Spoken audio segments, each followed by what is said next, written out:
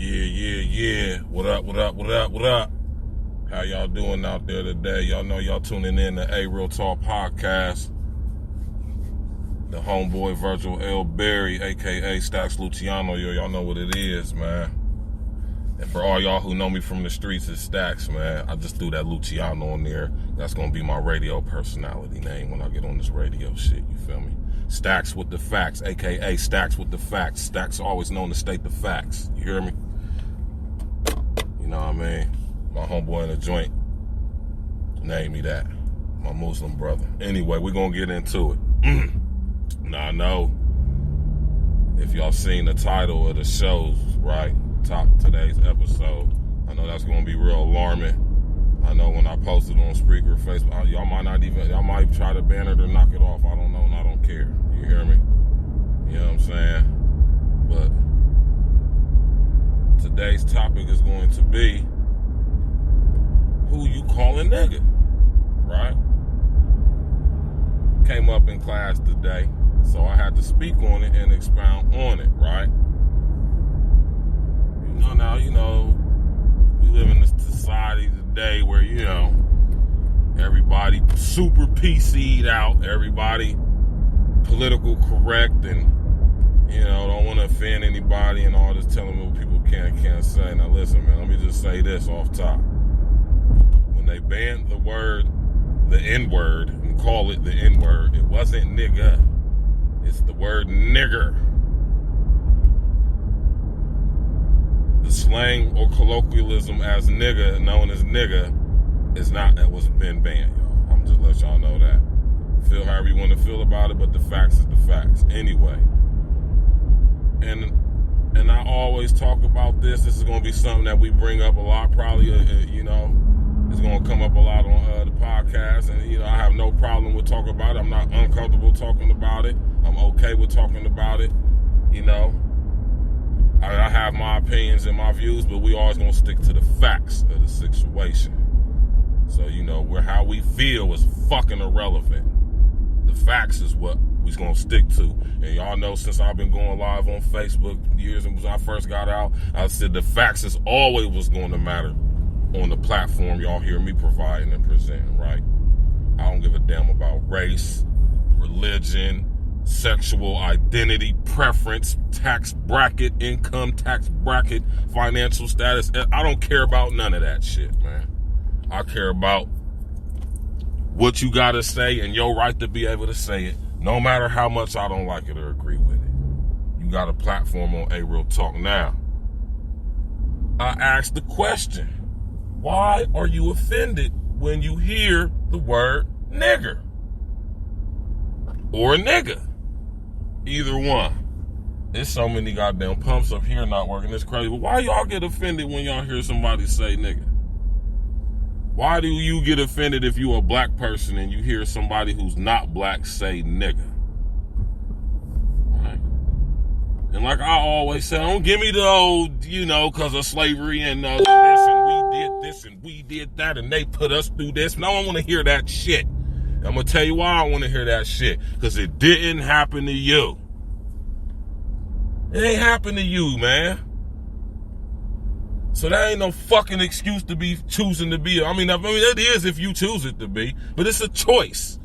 Let's keep it 100 when we talk about this freedom of speech thing, man. When we talk about using these words and stuff, man. And using the word nigga, right? Nigga is in every popular rap song on the radio. Nigga is even in the title of some of these songs. Rap, as we know today, is the most influential, popular genre of music, right?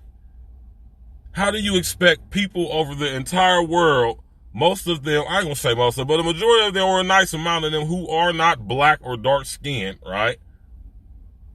Using the word, listening to this music. So would you expect these people to listen to these songs in the top 40 global radio stations and top 40 lists? So you really expect them to not say the word nigga? Just because you might be fucking offended by it, man.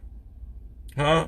Y'all see where we going with this when we start telling people what they can and can't say based on how some people may feel about it or be offended by it? Right? Why are you offended by that? Is it because of what happened in slavery? Slavery didn't happen to you. You weren't there. You didn't experience it. Didn't happen to you, right? So you got to come with a better one for me. You know what I mean? Like I said, being offended is a choice. It is very subjective in that it depends on how you were raised. Your environment you came up and grew up in is going to determine how you perceive reality and what you will and will not find offensive. Right? Follow me, walk with me. What you might think is offensive, I might think is not offensive. What I might think is offensive, you might not think is offensive. It's very subjective, right? So with that being said, it's a choice that we make. You can simply choose to not be offended by anything anybody ever says to you. It's that simple, y'all. It's not a big complex, super deep philosophical thing to seek and be sought out here, man. It's simple. You choose to not, or you choose to be offended. It's that simple. So when you take away all the bullshit, all the, all the bullshit we put into it, right? Why do you choose to be offended when you can simply choose not to be offended? Right?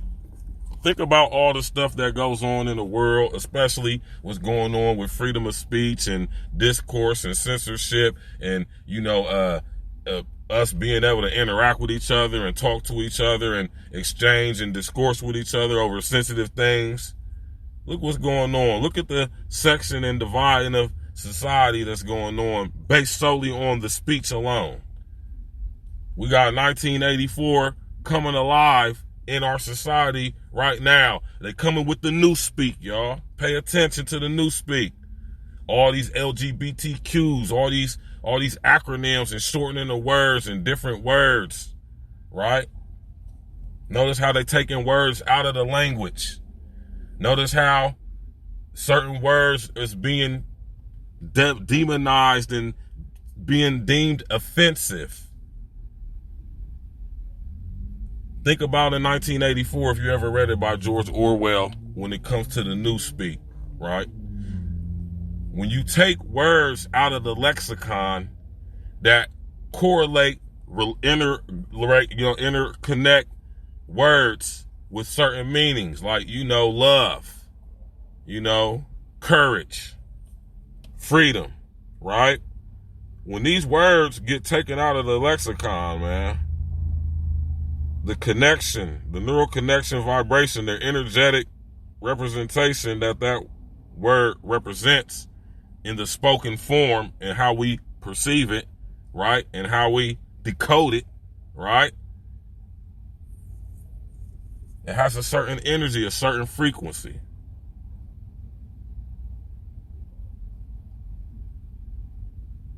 So when these words is taken out of the lexicon, that connection is taken away. So when there's no longer a word for freedom, right? That means we no longer live in a free society. When there's no more words to express how you feel about things, love, right? Anger, stuff like that, even the negative stuff. Think about that, y'all. Think about in George Orwell's 1984, how the society was inverted. Love is war, or war is peace. Ignorance is strength. You know what I mean? When you take these words out of the lexicon, you take the energy that these words represent away from that too. So when you start to mold and shape the words, you start to mold and shape the way people are perceiving reality and able to express how they see themselves interacting with that. So when certain words get taken out, certain actions get taken out that are associated with the word, right? So when the word and the action is gone, it's no longer perceivable in reality, means it's no longer in the program, right? So when we take words out that we use to express ourselves in a unique way, love, excitement, think about movies like Equilibrium, if you ever seen that, with Taye Diggs and Christian Bale, when they have to take the EC10 that make them not feel emotions. Imagine if you took the emotion out of society. out of the words, the language, which they slowly, surely been doing. Pretty soon we're going to be saying, instead of saying shit is sweet or shit is on fleek, it was popping. You know what I'm saying? We're going to be saying shit like it was double plus good. You know what I mean? So you choose to be offended, man. So we got to keep these words alive, man. We got to understand what the word is and how we can allow it to affect us or allow it to not affect us. That's why I say, who you calling nigga? Is it really that serious, y'all? Y'all understand what the word nigga means, what it represents, what it derives from? And no matter where that is, if you know the knowledge and the history on that, if that doesn't offend you, the history and knowledge that's associated with the word, and you choose to not let it offend you, no matter who says it, you take your power back, and it has no power over you. So you don't have a problem with hearing somebody say nigga, even if they saying it in a negative, derogatory way, right? Because we got to understand, y'all, that in this reality we is living in, we got some assholes, we got pricks, we got pieces of shit people who gonna say fucked up shit. They're gonna do fucked up shit, man, right? But when they do fucked up shit that causes a threat to us and everyone else around them, we got laws in place for that, right? Ain't no need to telling people what they can and can't say because you might be offended by it. Long as no one's calling for violence, no long as no one is calling for people to go commit acts of physical violence towards each other, man. Inflammatory speech, hate speech. What the fuck is hate speech, man? If I can sit here and say something that can get you so upset that you go actually commit a crime and physically assault somebody or something, I cannot be held accountable for that. Especially if I wasn't advocating for that, especially if I wasn't intentionally saying, go do this. If you hear me express how I feel saying that, I think all white motherfuckers, when they wet, they smell like dogs. And if that makes you go motherfucking kill black people dogs or punch a black person in the face because you said you're black, that's not on me, that's on you, you silly motherfucker. So what I'm saying is, man, we got to start, for one, growing a pair, y'all. We got to start realizing the domino effect of what this stuff is when we start deciding who can say what because of who's offended by it. Like I always say, when we start deciding amongst ourselves that when people and we allow ourselves to, or when we see each other, hearing each other, especially through social engineering, we ain't calling it social media, social engineering, right? When we hear people expressing how they feel, we going to get offended by that, right? We automatically give authority to a 30 figure or figures to decide what we can and can't say. Y'all understand what that means? When you understand what it means when you give the power of yourself to decide what you can and can't say to somebody else? Come on with that, y'all. Y'all know what it is, man. I'm not ever going to let up on this subject. This is something that's always going to be talked about, y'all. So we got to keep going in on this. We got to keep reiterating this and bringing this up and understand why we get offended, one, and two, how we are offended or how we've been manipulated to be so offended. That's a whole nother podcast and show. Y'all know we on A Real Talk Podcast. This is Tuesday's episode, man. You already know it's your boy, man. Your main guy with the info, stacks with the facts, man. Get at me on Instagram at Berry.Virgil, all lowercase letters. Get on with me, Twitter at capital BERRY, the number 2 at Virgil, capital VIRGIL. And y'all already get at me on Facebook. You already know what it is, man. Never trust anything you hear. Do your own research. Question everything, man. Even the stuff you hear me say. Matter of fact, the stuff and the shit you hear me say the most, go question that. Right? Keep an open mind, man.